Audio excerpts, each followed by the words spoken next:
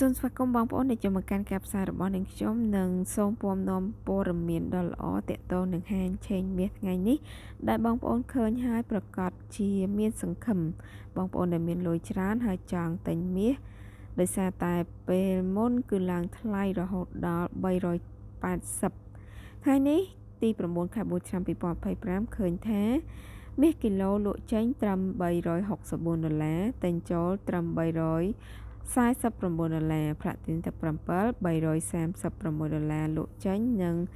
$216ទិញចូលសម្រាប់ដុល្លារលក់ចេញខ្សែគត់15និង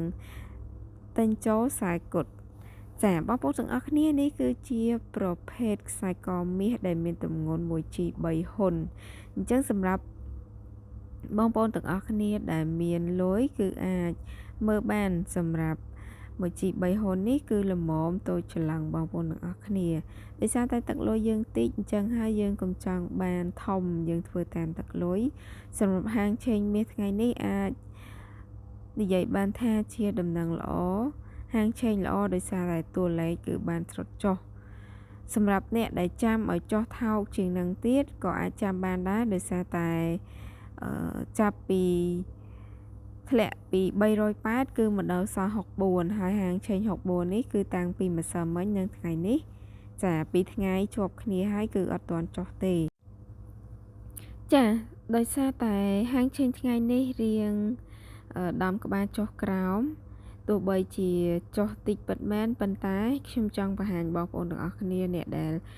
និយមតាមដាននៅវីដេអូមួយនេះបើសិនជាបងប្អូនចូលចិត្តសូមកុំភ្លេចចុច like comment និង subscribe ឲ្យនាងខ្ញុំអ្នកមួយផងហើយបងប្អូនចុចសញ្ញារូបកណ្ដឹងនិងយកពាក្យget all notification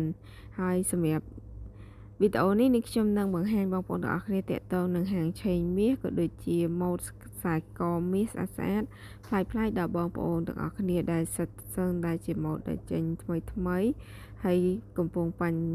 និយមនាពេលបច្ចុប្បន្ននេះផងដែរហើយក៏មិនថ្លៃអីទេបងប្អូនប្រភេទពួកខ្សែក1G3ហ៊ុនហើយសម្រាប់កវលនេះគឺមាន3ហ៊ុន4ហ៊ុន5ហ៊ុនចឹងទៅតាមបងប្អូនចង់ធ្វើបងប្អូនអាចកំងគេបាននៅតាមហាងយើងតាមទីរួមខេត្តក៏មានដែរបងប្អូនម៉ូដនេះគឺគាត់មានមិនអីទេឲ្យតែបងប្អូនស្រឡាញ់ចង់បានគឺបងប្អូនដាក់ការកំងទៅគាត់ในការកំងយើងអាចរងចាំពីមួយអាទិត្យទៅមួយខែតាមដែលហាងកន្លែងលក់មាសហ្នឹងរវល់ឬក៏មិនសូវរវល់ចាសូមអរគុណសូមអញ្ញាតគោរពនិងជម្រាបលាជួបនឹងខ្ញុំនៅវីដេអូក្រោយអរគុណសម្រាប់ការតាមដានបាយបាយ